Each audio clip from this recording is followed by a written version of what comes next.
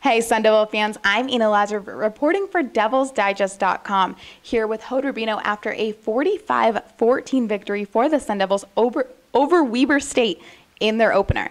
Hod, if I had told you that the margin of victory for the Sun Devils would be 31 points this morning, would you be surprised? Yeah, I think I would be surprised because I thought that as explosive as this ASU offense is, and it's supposed to be more explosive than last year, that would go ahead and not able to put more than 45 points on to begin with. Obviously, ASU averaged just under 40 points last year, and you would think with this quality of opponent or lack of, and playing at home, that it would score more than 45 points. And also felt that the defense, even though it was quite young, maybe was able to go ahead and just widen that gap a little more. So I think just winning by 31 points. Convincing win, yes, but as far as convincing performance, I think that is a question mark. On offense, it was the usual suspects. Jalen Strong, DJ Foster, Taylor Kelly had outstanding performances.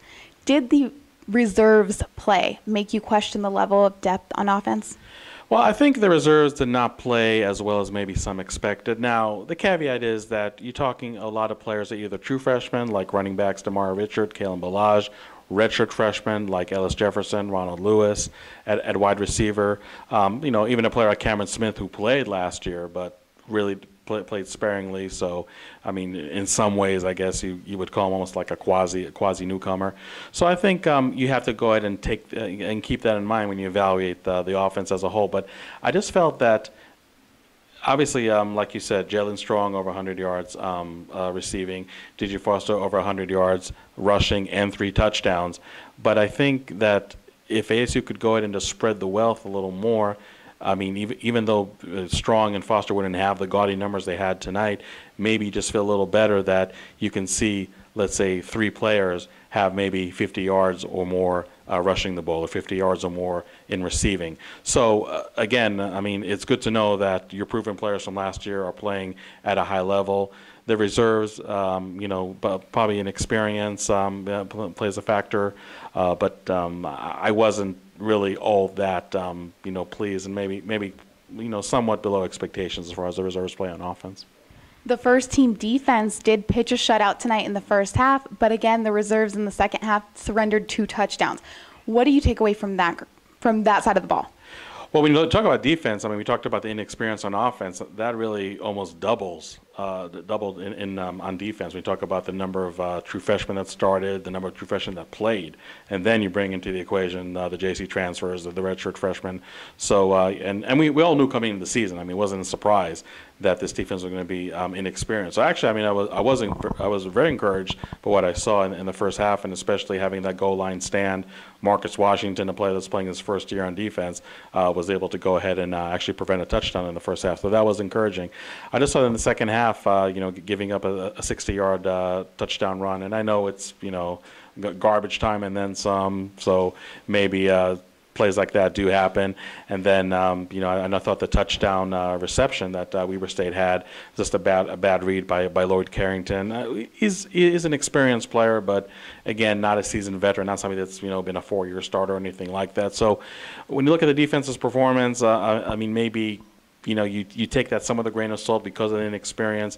But I guess the good news is that both the defense and the offense, for that matter, have a lot of good game film to learn from on this mistake. So, defense, like I said, I mean, second half playing not that great, but I think there were some negating factors there. Special teams was a bit of a sore subject last year at ASU. Did you see improvement from that group tonight? It was a mixed bag of goods, but I think when I look at it overall, yes, I did see improvement. Matt Hawk averaged 40 yards a punt. That's something that was definitely encouraging to see. Zane Gonzalez, both in PATs and field goals, did his thing. No surprise over there, just being the steady kicker that he is. I thought that kickoff coverage was kind of shaky. I mean, there were some big returns there by Weber State, and I also thought that punt return, there was one mistake that Damaris Randall made trying to go ahead and field a punt inside the 5-yard line without any protection, which could have been costly.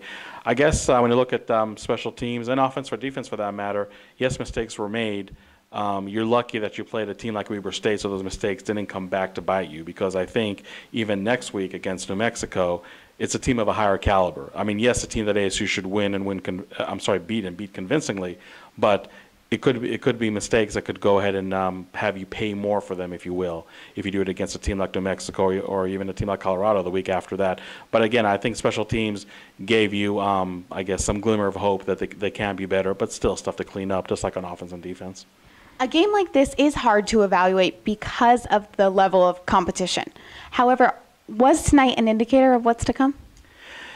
Yeah, like I said, it's really hard to go ahead and make this a general statement and say, okay, because the offense did whatever they did today, or tonight, I should say, and the defense, the way they played tonight, then that's how they're going to play against New Mexico, Colorado, UCLA, and so on and so forth. I mean, I think on one hand, it was good to see, like you mentioned in your first question, the proven playmakers coming to play and playing well. And again, you could talk about level of competition being inferior, but at the end of the day, if you're a running back or a wide receiver, like DJ Foster, Jalen Strong, and he got over 100 yards, and DJ Foster scored 3 touchdowns to boot, then obviously you're definitely ready for this season. And I think Taylor Kelly, did put up pretty good numbers. Maybe not the greatest performance, but again, he showed you enough to say, like, okay, this is a Taylor Kelly we saw in 2013 to some extent. He can go and have a good year. But I feel that again, a lot of the mistakes that you saw tonight, I believe you're going to see less and less mistakes in the weeks to come. So I wouldn't say it's a really true indicator. And again, not to repeat what I said earlier, but I just feel that this game film can really give a lot of good points for offense, defense, special teams to go and fix for New Mexico. Again, the caliber of competition is only going to go up from here on out. And you have to make sure that the mistakes that were committed tonight are not going to be committed against New Mexico, because those mistakes can be more costly than they were tonight. So you're saying the only way for us to find out is to keep on watching? Yeah, absolutely. And I think it's really just it might be just a diplomatic answer, but you want to see the progression every week. And I feel this team can go ahead and progress every week. I mean, I don't mean to sound too harsh as far as being disappointed about tonight, but again, I think, again, like you said, if you woke up this morning and said, well, ASU's only going to win by 31 points against Weber State, I don't think anybody would say, wow, that was a great game. So I think that again, that there is a lot to clean up. I mean, it wasn't a miserable performance by any means, just a performance that maybe left you just a little wanting a little more.